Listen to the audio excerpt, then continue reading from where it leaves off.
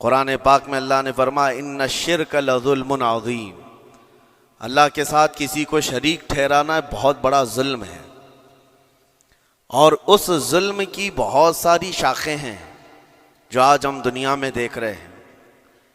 انسان کسی نہ کسی جگہ پر ظلم کرنے کا شکار ہو جاتا ہے، ظالم بن جاتا ہے۔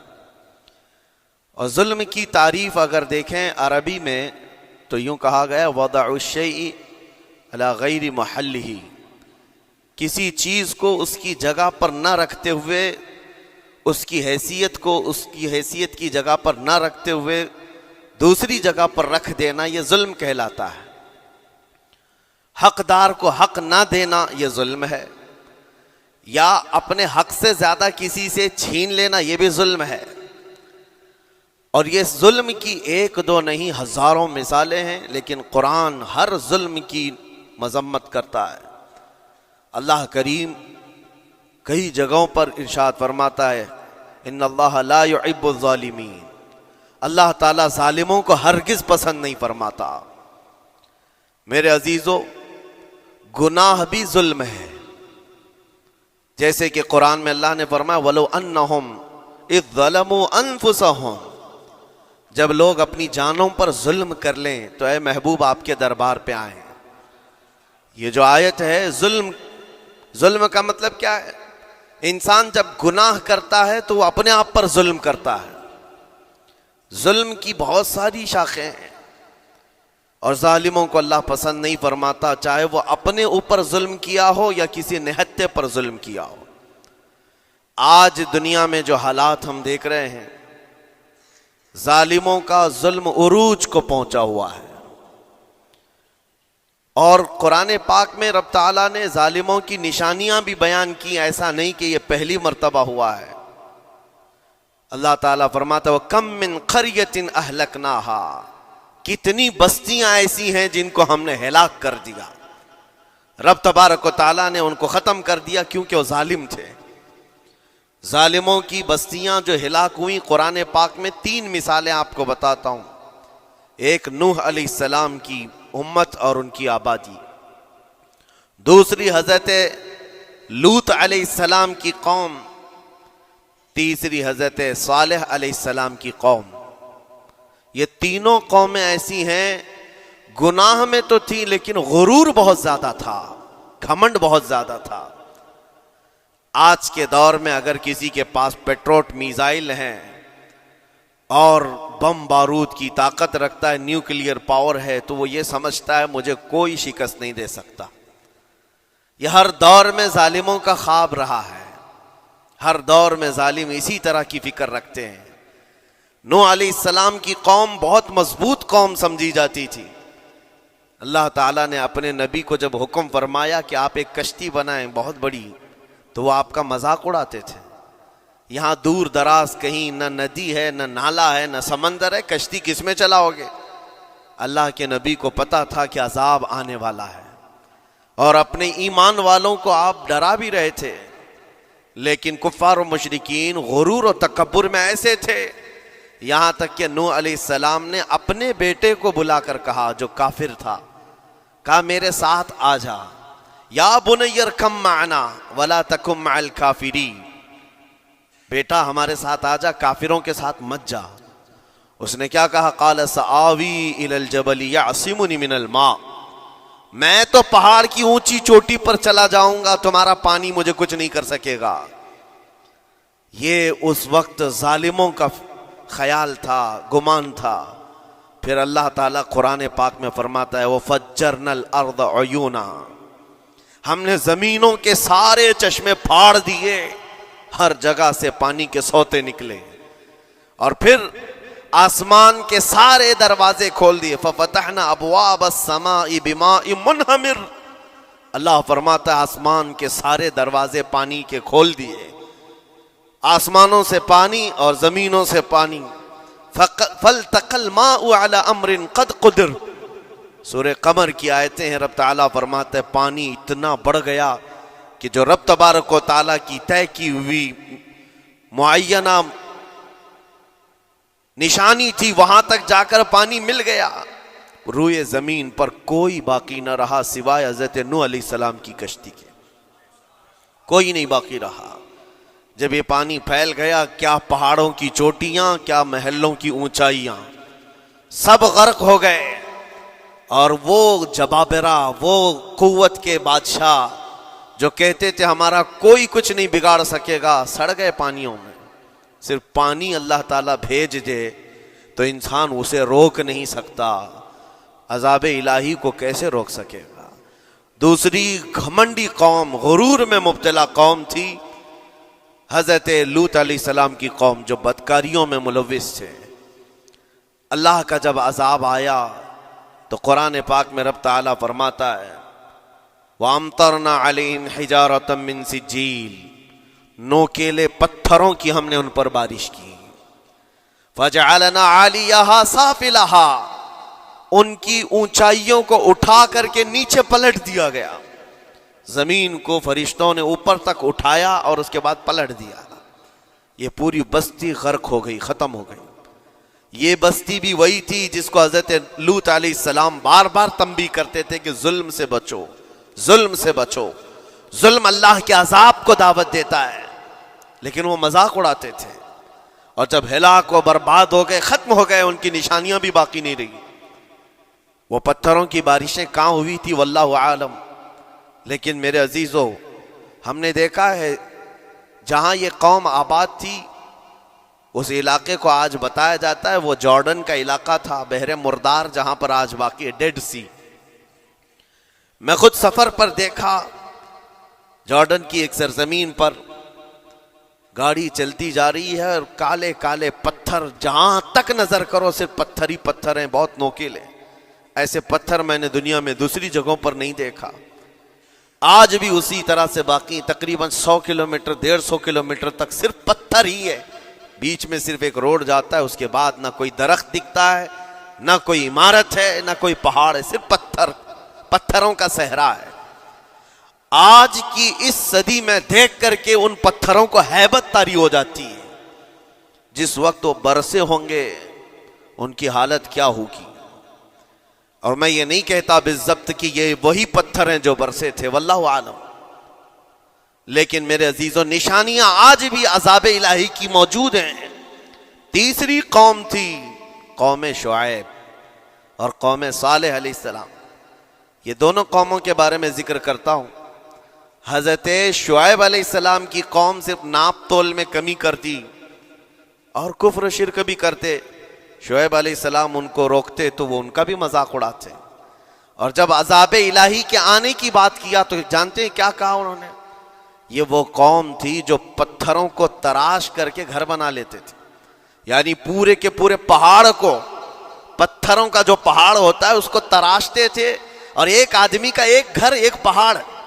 آج کے دور میں ساری بلڈوزر مل کر کے نہیں کر پائیں، مشینیں مل کر نہ کر پائیں، وہ اس وقت کے لوگ بھاری بھرکم تھے، جسامت والے تھے، طاقت والے تھے، جب وہ اپنے رہنے کے لیے ایک پہاڑ کو تراش سکتے تھے۔ 4000 سال پہلے کی بات کر رہا ہوں۔ اس وقت میرے خیال سے وہ اپنے زمانے کے سب سے بڑے ماڈرن لوگ یا ترقی یافتہ لوگ کہلاتے ہوں گے، سب سے زیادہ ترقی یافتہ کہلاتے ہوں گے۔ جیسے آج لوگوں کو لگتا ہے رشیا اور امریکہ بہت پہنچے ہوئے ہیں ٹیکنالوجی میں، اس دور کے وہ لوگ سب سے بڑی طاقت کے رکھنے والے تھے۔ جب حضرت شعیب علیہ السلام نے ان کو اللہ کے عذاب سے ڈرایا تو کیا کہتے تھے؟ عذاب وہی نا جو نوح علیہ السلام کی قوم میں آیا تھا، بارش آ گئی تھی، زمین سے پانی نکل گیا تھا تو پانی بہت ہو گیا تھا، یا پھر وہ جو لوط علیہ السلام کی قوم پر آیا پتھروں کی بارش، یا پھر ہواؤں کا عذاب؟ اگر یہ تینوں بھی آئیں تب بھی ہمارے ان پہاڑوں کے گھروں کو نقصان نہیں کر سکیں گے، ان کا اتنا غرور تھا۔ اگر پانی بھی آ جائے سمندروں کا، یا ہوا بھی تیز چلے، یا پتھروں کی بارش ہو، ہم تو بہت محفوظ قلعوں میں ہیں۔ اندازہ کرو میرے عزیزو، 3000 4000 سال کے بعد آج تک مدائن صالح اور الاولا سٹی نام سے سعودی میں موجود ہے، ابھی تک وہ گھر موجود ہیں، تو اس زمانے میں کتنے مضبوط رہے ہوں گے؟ پتہ نہیں 3000 سالوں میں کتنے طوفان آئے، کتنے سیلاب آئے، لیکن ابھی تک وہ پہاڑوں کے گھر موجود ہیں. تو اس زمانے میں کتنے طاقتور ہوں گے.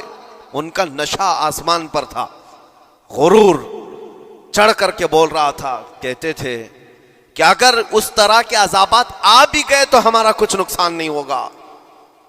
کون سا؟ نوح علیہ السلام کی قوم کا عذاب آ جائے، لوط علیہ السلام کی قوم کا عذاب آ جائے، یا پھر شعیب علیہ السلام کی قوم کا عذاب آ جائے. یہ صالح علیہ السلام کی قوم کی بات کر رہا ہوں. تو پھر ہوا کیا؟ اللہ کے نبیوں نے انہیں ڈرایا اللہ کے عذاب سے. باز آ جاؤ، اللہ وحدہ لا شریک کی طرف جھک جاؤ. وہ اکڑ تھی، غرور تھا کہ نبیوں کا مذاق کرتے. پھر ہوا کیا؟ قرآن کہتا ہے صرف ایک فرشتے کو اللہ تعالیٰ نے زمین پر اتارا، ایک فرشتے کو اتارا، اور اس کے بعد اس فرشتے نے ایک چنگھاڑ لگائی، ایک آواز کی. ایک آواز، صرف فرشتے کی ایک آواز ایسی تھی کہ جتنے اپنے مضبوط قلعوں میں گھروں میں موجود تھے، اس آواز کی ہیبت سے ان کا بھیجا کانوں سے باہر نکل آیا تھا. اور صبح کے وقت جب اس بستی میں جا کر کے دیکھیں تو سب کے سب اوندھے منہ گرے ہوئے تھے، ایک بھی اس میں سے بچا ہوا نہیں تھا. نہ نوح علیہ السلام کا طوفان آیا، نہ لوط علیہ السلام کی قوم پر برسنے والے پتھروں کا عذاب آیا، نہ ہی ہوائیں چلائی گئیں. ایک فرشتے کو بھیج کر رب تعالیٰ نے اپنی قدرت کا مظاہرہ فرمایا. اللہ کے کروڑوں اربوں لا تعداد فرشتے ہیں، ایک فرشتے کی طاقت ایسی ہے کہ اگر وہ اپنی آواز نکالے تو تمہارے کانوں سے بھیجا باہر نکل آئے. اللہ وحدہ لا شریک، وہ حی و قیوم کل بھی تھا اور آج بھی ہے. وہ رب ذوالجلال حی و قیوم ہے، طاقتور ہے اور ہمیشہ رہے گا. اور رب تبارک و تعالیٰ نے قرآن پاک میں فرمایا، آپ یہ آیت تقریباً 3 جگہ قرآن میں آئی، وَإِذْ نَجَّيْنَاكُمْ مِنْ آلِ فِرْعَوْنَ يَسُومُونَكُمْ سُوءَ الْعَذَابِ يُذَبِّحُونَ أَبْنَاءَكُمْ وَيَسْتَحْيُونَ نِسَاءَكُمْ وَفِي ذَلِكُمْ بَلَاءٌ مِّن رَبِّكُمْ عَظِيمٌ. رب تعالیٰ فرماتا ہے یاد کرو فرعونیوں کے عذاب سے اللہ نے تم کو نجات دی. یہ بنی اسرائیل کو کہا جا رہا ہے کہ فرعونیوں کے عذاب سے، کہ فرعون اور اس کے لشکری اس قدر سخت سزائیں دیتے تھے موسیٰ علیہ السلام کی قوم پر، ایمان والوں پر، بنی اسرائیل پر. اللہ فرماتا ان سے نجات دیا رب تعالیٰ نے، لیکن وہ کرتے کیا تھے؟ بنی اسرائیل میں ایک بھی بچہ پیدا ہو جائے اسے ذبح کر دیتے تھے. فرعون کے لشکریوں نے ایک سال میں 12,000 بچوں کو قتل کیا ہے، 12,000 بچوں کو ذبح کر دیا ہے. آج کے اسرائیلی اگر یہ بچوں پر ظلم کرتے ہیں تو یہ تعجب کی بات نہیں ہے. فرعون کی سرشت میں داخل تھا اور یہ فرعونی ہے، وقت کے جبابرہ ہیں، وقت کے ظالم ہیں. 12,000 بچوں کو قتل کر دیا تھا فرعون اور اس کے لشکریوں نے، اور عورتوں کو زندہ چھوڑ دیتے تھے. قرآن میں اللہ تعالیٰ نے فرمایا 3 جگہ آئی آیت، لیکن اس کے ساتھ رب تعالیٰ یہ بھی فرماتا ہے یہ سخت ترین سزائیں دیتے تھے فرعونی، اللہ نے ان سے تم کو نجات دیا. لیکن یہ سزائیں کیوں دیتے تھے، یہ عذاب کیوں تھا؟ وَفِي ذَلِكُمْ بَلَاءٌ مِّن رَبِّكُمْ عَظِيمٌ. یہ ہے فرمان اللہ کا. یہاں میں یہ ٹکڑا اگر بیان کر دوں تو آج آپ کے دلوں کے اندر ایک یقین پیدا ہو جائے گا آج کے حالات کے مطابق فرعونیوں کا اس قدر سخت عذاب کیوں تھا. رب تعالیٰ فرماتا ہے اے مومنو، ان تمام معاملات میں اللہ کی طرف سے تمہارے لیے بڑا امتحان تھا. یہ امتحان تھا اور وہ امتحان آج بھی ہے اور ہر زمانے میں رہے گا. ستیزہ کار رہا ہے ازل سے تا امروز، شرار ابو لہبی سے چراغ مصطفی. ہر زمانے میں حق و باطل کے معرکے ہوتے رہیں گے.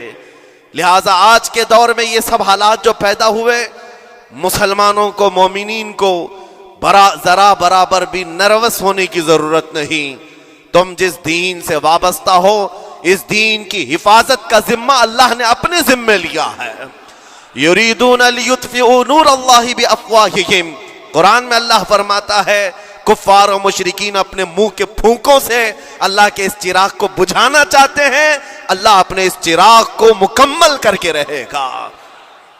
یہ اسلام نور الہی ہے، اللہ کا نور ہے اور اس کو صبح قیامت تک رہنا ہے، اور ہم جیسے اور بھی آئیں گے اس زمین پر اور آئیں گے جاتے رہیں گے، یہ آبادیاں ہیں بدلتی رہیں گی، خدائی قانون ہے، لیکن اسلام نہ کل بدلا تھا، نہ آج، نہ قیامت تک بدلے گا۔ ہم سب کا امتحان ہے میرے عزیزو، ہم سب کا امتحان ہے، لیکن ان حالات میں مومنین کو کرنا کیا چاہیے؟ انہیں اپنے ایمان کو مضبوط کرنا چاہیے۔ کبھی کسی کے اڑتے ہوئے چھیٹڑے اور ٹکڑے دیکھ کر تمہیں مایوس ہونے کی ضرورت نہیں۔ اب ہمارا مستقبل کیا ہوگا؟ میرے عزیزو، آج جو حالات ہیں یہ حالات کربلا سے زیادہ سخت تو نہیں ہیں۔ آج فلسطینیوں کو ہم نے دیکھا 6 ماہ کے، سال بھر کے بچوں کو سینے سے لگا کر کفن لپیٹ رہے ہیں۔ ان ماؤں کی کیا کیفیت ہوتی ہوگی؟ کبھی کبھار چھوٹی سی کلپ میں دیکھ کر کے آنکھوں سے آنسو بہ پڑتے ہیں۔ انہوں نے اپنے ہاتھوں سے نہ جانے کتنے بچوں کو ایک دن میں دفن کر دیا، 80 میتوں کو ایک قبر میں ڈال دیا کرتے ہیں۔ ان فلسطینیوں کو لاکھوں سلام، ان کے جذبات کو اور ان کی استقامت کو ہم تو دعا یہی کرتے ہیں، ان فلسطینی مسلمانوں کے برابر پوری دنیا کے مسلمان نہیں ہو سکتے۔ ہم تو ایک ناشتے پر صبر نہیں کر پاتے، وہ اپنے 10 بچوں اور خاندان والوں کے کٹے ہوئے چھیٹڑوں پر بھی کہتے ہیں اللہ ہمارے ساتھ ہے۔ ساری مصیبتیں دیکھ کر کے بھی وہ کہتے ہیں اللہ ہمارے ساتھ ہے۔ ان کے گھر اڑا دیے گئے، تباہ کر دیے گئے، راکھ میں بدل دیے گئے، اور نیوز اینکر یہ دجالی میڈیا وہاں جا کر کے ان کے زخموں کو کھرید کر کے پوچھتا ہے تمہارا مال کیسے آئے گا، تمہارا گھر کیسے چلا گیا، لیکن ان حالات میں بھی وہ مسکرا کر کہتے ہیں اللہ نے دیا تھا، پھر اللہ ہے اور اللہ دے گا۔ ان کے ایمان کے برابر ہم نہیں ہو سکتے، لیکن میرے عزیزو پوری دنیا کے مسلمانوں میں اس مسئلے نے آج ایک اتحاد کی فضا قائم کی ہے۔ اگر ہمارے درمیان آج بھی اتحاد نہیں ہو سکتا تو پھر میرے عزیزو شاعر نے سچ کہا تھا، جگہ جگہ کے تھک چکے ہیں تمہیں یہ ہنگامے، نشاط لذت خواب گراں بدل ڈالو، غلط روی سے منازل کا بعد بڑھتا ہے، مسافر و روش کارواں بدل ڈالو۔ آج کے حالات تمہیں اگر نہیں بدلنے پر مجبور کیے تو پھر بتاؤ کون سے حالات تمہیں بدلیں گے، کب تم بدلو گے؟ لیکن ان حالات پر آج بعض لوگوں نے یہ کہنا شروع کیا۔ میں نے چند دنوں پہلے ایک آیت پڑھی تھی، ایک بیان میں کہا تھا اللہ قرآن میں فرماتا ہے هو الذی ارسل رسولہ بالہدی ودین الحق لیظہرہ علی الدین کلہ، وہ اللہ ہے جس نے حق دین کے ساتھ اپنے رسول کو بھیجا ہے اور ہدایت کے ساتھ اپنے رسول کو بھیجا ہے۔ کیوں بھیجا ہے؟ لیظہرہ علی الدین کلہ، تاکہ وہ رسول پوری دنیا پر یہ دین غالب کرے، یہ دین غالب آئے گا۔ تو بعض مجھ سے کہنے لگے مولانا سٹیج پر بیٹھ کر چلاتے ہو، کئی کرسیوں پر بیٹھ کر کہتے ہو کہ تمہارا دین غالب آئے گا، تمہارا دین تو آج ٹکڑے ٹکڑے کیا جا رہا ہے، کوئی کچھ نہیں کر پاتا۔ ان ظالموں کو میں یہ کہتا ہوں، ان کو یہ میں کہتا ہوں، ان تمام حالات سے تم ہرگز یہ مت سمجھنا کہ دین غالب آئے گا۔ چاند پر بھی گہن لگتا ہے، لیکن جب گہن چھٹتا ہے تو چاند پورے آب و تاب کے ساتھ چمکتا ہے۔ آج اگر امت مصطفیٰ پر گہن لگا ہے تو میں اپنے ان تمام نوجوانوں سے جو ابھی ان فوان شباب میں داخل ہوئے ہیں، ابھی یہ دنیا کو دیکھنے کے قابل بنے ہیں، میں ان سے کہتا ہوں ان آندھیوں سے، ان طوفانوں سے گھبرا کر کے نہ تمہیں دین بدلنے کی ضرورت ہے، نہ تمہیں اپنا مسلک و مذہب بدلنے کی ضرورت ہے، بلکہ میں یہ کہتا ہوں نہ گھبراؤ مسلمانوں، ابھی خدا کی شان باقی ہے، ابھی اسلام زندہ ہے، قرآن باقی ہے۔ یہ ظالم کافر کیا سمجھتے ہیں جو روز ہم سے الجھتے ہیں؟ ابھی کربلا کا آخری میدان باقی ہے، ابھی تو کربلا کا آخری میدان باقی ہے۔ عزیزان گرامی وقار، میرے نبی کریم صلی اللہ تعالیٰ علیہ وسلم نے جو فرمایا وہ ہو کر رہے گا، وہ ہو کر رہے گا۔ میرے آقا صلی اللہ تعالیٰ علیہ وسلم کا فرمان عالی شان میں سناتا ہوں۔ حضور فرماتے ہیں لا تزال عصابۃ من امتی یقاتلون علی ابواب دمشق وما حولها وعلى ابواب بیت المقدس لا يضرهم خذلان من خذلهم ظاہرین علی الحق الى ان تقوم الساعة او کما قال رسول اللہ صلی اللہ علیہ وسلم۔ میرے آقا فرماتے ہیں قیامت تک میری امت میں سے ایک جماعت ایسی ہوگی جو بیت المقدس کے ارد گرد حق کے لیے لڑ رہی ہوگی. حضور نے فرمایا قیامت تک لڑتی رہے گی، لیکن ساتھ میں ان کے لیے میرے آقا نے فرمایا پوری دنیا کے برا چاہنے سے ان کا کچھ نہیں بگڑے گا. اس کا مطلب کیا ہے؟ اگر آپ ہم سے پوچھتے ہیں کچھ نہیں بگڑے گا، حضور نے فرمایا کچھ نہیں بگڑے گا، لیکن ہم تو دیکھ رہے ہیں ان کے گھر تباہ ہو گئے، بچے مر گئے، چھوٹے بچوں کے سروں سے باپ کا سایہ نکل گیا، کسی کے سامنے اس کی ماں کی تڑپتی ہوئی لاش ہے، اور حدیث میں کہا جا رہا ہے ان کا کچھ نہیں بگڑے گا. سب تو بگڑ گیا، مال بھی گیا، دکان بھی گئی، تجارت بھی گیا، گھر بھی گئے، اولاد بھی، رشتہ دار بھی، اور حدیث میں کہا جا رہا ہے کچھ نہیں بگڑے گا. میرے عزیزو یاد رکھو میرے آقا کا فرمان حق ہے. کچھ نہیں بگڑے گا کا مطلب کیا ہے؟ یہ تمام اسباب جانے کا مطلب یہ نہیں کہ بگڑ گیا، بگڑا تو اس کا ہے جس کا ایمان بگڑ گیا. ایمان جس کا گیا اس کا سب بگڑ گیا. اور ہم نے ان بچوں کو دیکھا ہے آج، ارے رات کو سوتے ہیں تو انہیں پتہ نہیں ہوتا صبح ہوگی بھی کہ نہیں ہوگی، لیکن اس کے باوجود ایک دل دہلا دینے والی بات میں بتاتا ہوں.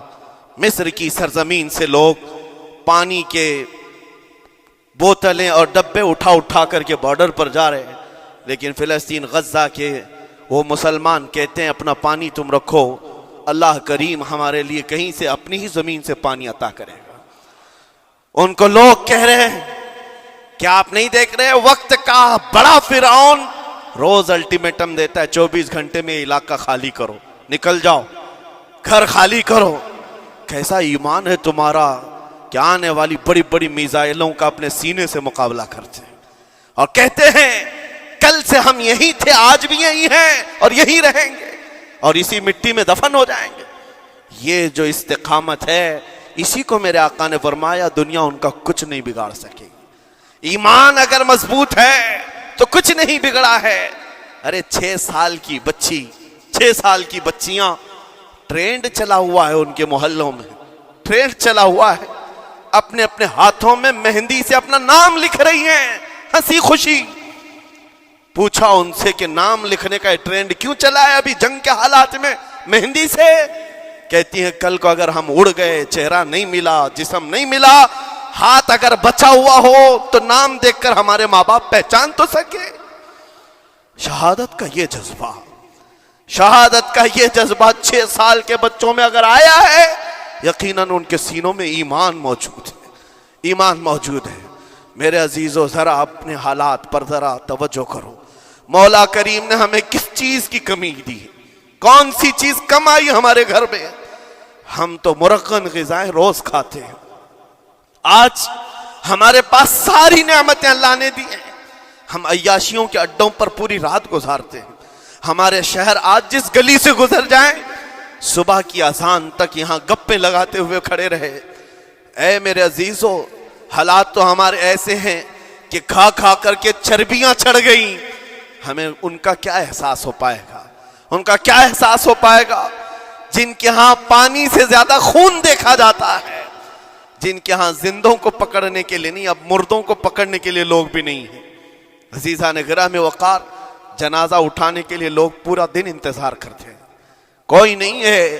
پرسان حال ان سب حالات کے باوجود میں نے ایک بچے کو بھی وہاں سے یہ کہتے ہوئے نہیں سنا کہ ہم پر بہت بڑا ظلم ہو رہا ہے، ہم کو یہاں سے نکال لو، مدد کرو، کوئی آؤ.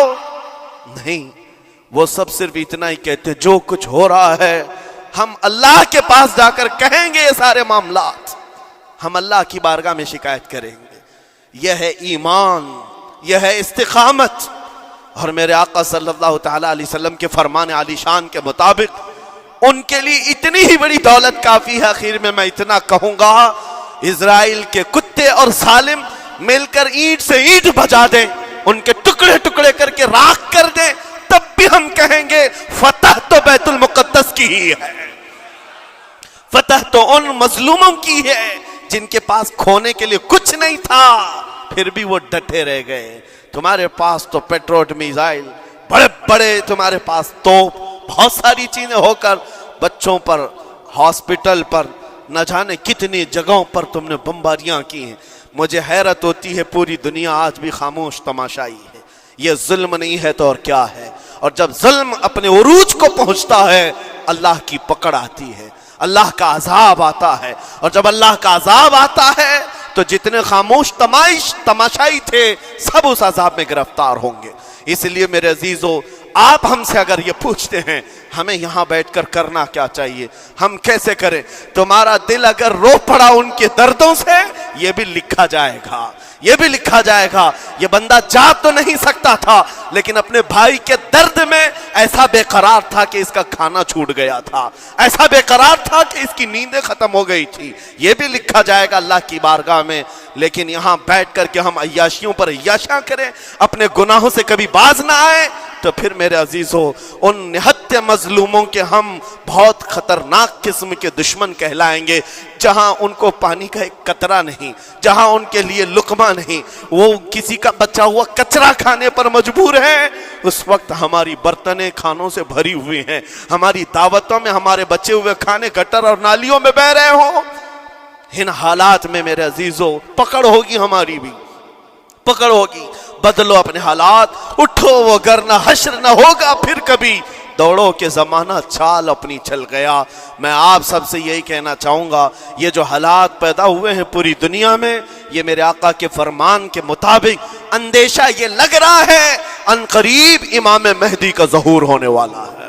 امام مہدی کا ظہور ہوگا اور حالات بدل جائیں گے. لیکن ہم کو کسی کے آنے کا انتظار کرتے ہوئے حالات کا انتظار نہیں کرنا ہے. ابھی بدلو، آج بدلو، اللہ کی طرف دوڑو اور اس سے گڑ گڑا کر کہو کہ مولا کریم، ہمارے شامت اعمال، ہماری برائیوں کے سبب اگر یہ تیری پکڑ ہے، ہم توبہ کرتے ہیں تیرے دربار میں. جانتے ہو میرے آقا نے فرمایا، اللہ کے غضب کو اگر کوئی چیز ٹھنڈی کرتی ہے تو ایک مومن صالح کی رقت انگیز دعائیں اور اس کے نکلنے والے آنسو اللہ کے غضب کو ٹھنڈا کرتے ہیں، اللہ کے غضب کو ٹھنڈا کرتے ہیں. تم گڑ گڑاؤ اس مولا کی بارگاہ میں. یہ نہیں کہ اجتماعی طور پر کسی کے سامنے آپ رو دھو کر چلے گئے یا پھر آپ لوگوں کو دکھانے کے لیے کوئی سٹیٹمنٹ جاری کر دیے. نہیں، تنہائی میں بیٹھے ہو، اکیلے میں بیٹھے ہو. جیسے کہ کل ایک بہت اچھی چیز میں نے دیکھی تھی، ہمارے علماء نے اعلان کیا تھا پوری دنیا مل کر کے جمعرات کا روزہ رکھے، اس لیے کہ روزہ اللہ کو پسند ہے. اور افطار سے پہلے اگر کوئی دعا کرے، اول دعا ہماری ان مظلوموں کے حق میں ہو، ان ظالموں کے خلاف ہو، مظلوموں کی مدد کے لیے ہو. یقیناً اللہ کی مدد آئے گی اور آئے گی، کیونکہ قرآن بار بار کہتا ہے الا ان نصر اللہ قریب. آگاہ ہو جاؤ، بے شک اللہ کی مدد بہت قریب ہے، اللہ کی مدد بہت قریب ہے. عزیزان گرامی وقار، میں انہی تمام باتوں سے اپنی گفتگو کو آج سمیٹتا ہوں. آج کے ان حالات میں آپ کی ذمہ داری ہے اپنے ایمان پر مضبوطی سے جمے رہو، استقامت. بعض لوگوں کو آج یہ لگتا ہوگا کہ وہاں حالات بگڑے ہیں تو یہ مسلمان کیا کریں گے، کیا کریں گے، ہم کیا کرنے والے. ویسے ہی ہم ختم کیے جا چکے ہیں، ٹکڑے کیے جا چکے ہیں، ہم کچھ کرنے. بس تم اپنی زندگیاں بدلو، نشہ سے باز آ جاؤ اور جتنے خرافات ہمارے محلوں میں آئے اس سے نکالو. اللہ کا عذاب آتا ہے، اللہ کی رحمتیں روٹ جاتی ہیں. ایک بار ہم بدل لیے تو مولا کریم اپنی رحمتوں کے سائبان فرما دے گا ہم پر. اور بس ہماری تمنا یہی ہے. اللہ کریم کی بارگاہ میں دعا ہے، قدیر و جبار خدا کہنے سننے سے زیادہ ہمیں عمل کی توفیق عطا فرما. اے رب کریم احسن الخالقین، ہم سب اپنے گناہوں سے سچی توبہ کرتے ہیں. مولا ہمارے گناہوں کی وجہ سے اگر تیری سخت پکڑ ہے تو مولا تو اپنے غضب کو ٹھنڈا فرما دے، تو اپنے غضب کو ٹھنڈا فرما دے. مولا تو اپنے غضب کو ٹھنڈا فرما دے. اے کریم خدا، تیرے حبیب کی امت تڑپ رہی ہے اور ہر جگہ مولا ظلم و ستم کا نشانہ ان غریب مظلوموں کو بنایا جا رہا ہے جن کے پاس ایک وقت کا کھانا بھی باقی نہیں رہا. مولا تو اگر مدد نہیں کرے گا تو کون مدد نازل فرمائے گا؟ اے رحمان ہمارا عقیدہ ہے تو ہی وہ خدا ہے جو ابابیلوں کو بھیج کر ابرہہ کو ہلاک کیا، تو ہی وہ خدا ہے جو بدر میں اپنے نبی کے لیے 5000 فرشتوں کو اتارا، اے مولا تو ہی وہ خدا ہے جو یونس علیہ السلام کو مچھلی کے پیٹ سے زندہ سلامت نکالا، تو ہی وہ خدا ہے جو ابراہیم علیہ السلام کو بھڑکتی ہوئی آگ سے زندہ محفوظ فرمایا۔ اے قدیر و جبار خدا، کل بھی تو حی و قیوم تھا، آج بھی ہے اور ہمیشہ رہے گا۔ ہمارے اس عقیدے کی لاج رکھ لے اور غیب سے مولا تو اپنی مدد نازل فرما، اپنی مدد نازل فرما، امت مصطفیٰ کے لیے خیر فرما، ہم سب کو امن و امان عطا فرما۔ اے رب کریم ان ظالموں کو کیفر کردار تک پہنچا دے، مظلوموں کو مولا امن کی سانس عطا فرما۔ ہماری خوشیاں اگر لکھی ہوئی ہے اے رب قدیر، ہماری خوشیوں میں سے ان کو یہ تقسیم فرما دے، اے اللہ ہماری حصے کی خوشیاں انہیں تقسیم فرما دے۔ اے رب کریم ہمارے امن و سکون کو ان کے درمیان تقسیم فرما دے۔ اے اللہ ان بلکتی ہوئی ماؤں کی آوازیں ہماری نیندیں اڑا چکی ہیں مولا، ان بچوں کے زخمی چہرے مولا بار بار ہماری آنکھوں کو ترساتے ہیں مولا، کب تک یہ تیری آزمائش ہوگی، کب تک یہ امتحان ہوگا؟ اے قدیر و جبار خدا، تجھے تیرے حبیب کی نالین کا واسطہ ان سب کو ظلم و ستم سے آزاد فرما دے، اے اللہ ظلم و ستم سے آزاد فرما۔